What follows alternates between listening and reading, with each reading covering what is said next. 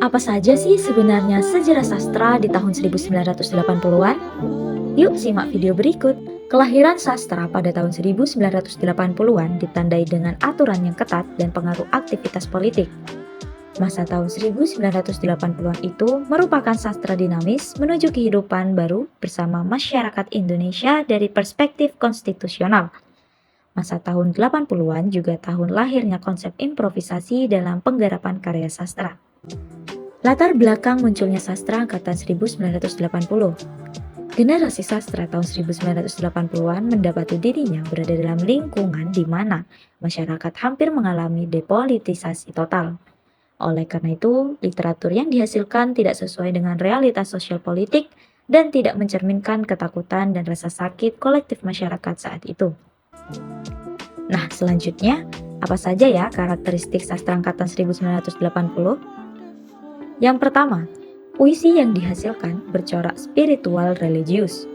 Yang kedua, sajak cenderung mengangkat tema tentang ketuhanan dan mistikisme. Ketiga, sastrawan menggunakan konsep improvisasi. Keempat, karya sastra yang dihasilkan mengangkat masalah konsep kehidupan sosial masyarakat yang memuat kritik sosial, politik, dan budaya.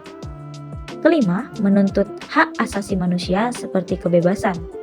Keenam, bahasa yang digunakan realistis, bahasa yang ada di masyarakat dan romantis. Ketujuh, terdapat konsepsi pembebasan kata dan pengertian aslinya. Kedelapan, mulai menguat pengaruh dari budaya barat, di mana tokoh utama biasanya mempunyai konflik dengan pemikiran timur. Kesembilan, didominasi oleh roman percintaan. Dan yang terakhir, novel yang dihasilkan mendapatkan pengaruh kuat dari budaya barat. Adapun tokoh-tokoh sastra angkatan 1980, yang pertama Hilman Hariwijaya, Margate, N.H. Dini, Mira Wijaya, dan Ahmadun Yosi Hervanda. Sedangkan karya sastra angkatan 1980 dari Hilman Hariwijaya, yang pertama yaitu Lupus, kedua Olga, ketiga Lulu, keempat Keluarga Hantu, kelima Fanya, dan yang terakhir adalah Flat. Sedangkan karya sastra Mira Wijaya pada tahun 1980 meliputi Matahari di Batas Cakrawala pada tahun 1980, Kuduslah Cintamu Dokter 1980, Ketika Cinta Harus Memilih pada tahun 1980, Di Sini Cinta Pertama Kali Bersemi pada tahun 1980, Gemilau Kemuning Senja pada tahun 1981 dari Cerber Dr. Nona Friska pada tahun 1977, Benteng Kasih yang merupakan kumpulan cerpen pada tahun 1981, Firdaus yang Hilang pada tahun 1981, Cinta di Awal 30 pada tahun 1981, Seandainya Aku Boleh Memilih pada tahun 1981, Masih Ada Kereta Yang Akan Lewat pada tahun 1982, dan Dari Jendela SMP pada tahun 1983. Selanjutnya, karya sastra N.H. Dini pada angkatan 1980 meliputi yang pertama, Pada Sebuah Kapal pada tahun 1972, kedua, Labarka pada tahun 1975, ketiga, Namaku Hiroko pada tahun 1977, keempat, Orang-Orang Terang pada tahun 1983, kelima, Pertemuan Dua Hati pada tahun 1986, dan yang terakhir, Hati Yang Damai pada tahun 1998.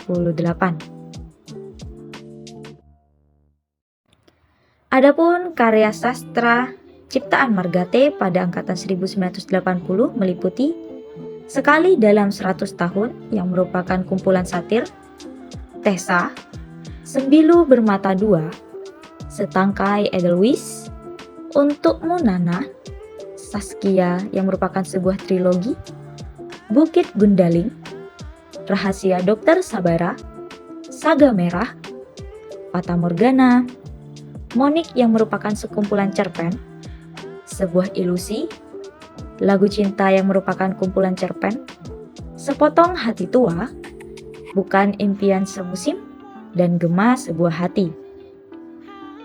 Adapun karya sastra Ahmadun Yosi Herfanda pada angkatan 1980 meliputi Ladang Hijau pada tahun 1980, Sang Matahari pada tahun 1984, Syair Istirah pada tahun 1986, Sajak Penari pada tahun 1990, Sebelum Tertawa Dilanggar pada tahun 1997, Fragmen-Fragmen Kekalahan pada tahun 1997, Sembahyang Rumputan pada tahun 1997, Ciuman Pertama Untuk Tuhan pada tahun 2004, Sebutir Kepala dan Seekor Kucing pada tahun 2004, Badai Laut Biru pada tahun 2004, The Worshipping Grass pada tahun 2005, Resonansi Indonesia pada tahun 2006, Koridor Yang Terbelah pada tahun 2006, dan Yang Muda Yang Membaca pada tahun 2009. Lalu, seperti apa sih kualitas sastra 1980-an? Sastra angkatan 1980-an memiliki kelebihan yang berupa: pertama, memiliki wawasan estetik yang luas. Kedua, bertema tentang roman percintaan dan kisah kehidupan yang indah bagi masyarakat sehingga memberi kesan kebahagiaan bagi pembacanya. Ketiga, menekankan pada pemikiran dan cara penyampaian dalam karya sastra. Keempat, periode 80-an ini merupakan sastra yang dinamik yang bergerak bersama masyarakat Indonesia untuk menuju kehidupannya yang baru dengan wawasan konstitusional. Kelima, para sastrawan mengikuti perkembangan zaman yang dituntut adanya keberanian dan kreativitas untuk berkarya. Keenam, periode 80-an ini, karya sastra film juga berkembang pesat. Dan yang ketujuh, karya sastra era 1980-an ini juga tumbuh sastra yang beraliran pop.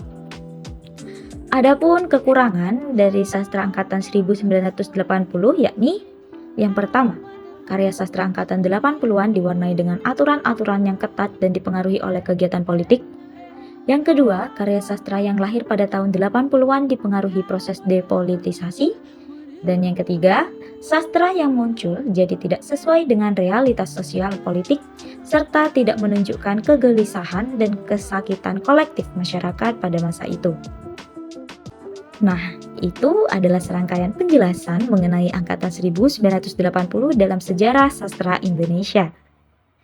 Bagaimana? Cukup jelas bukan? Sampai jumpa di video selanjutnya.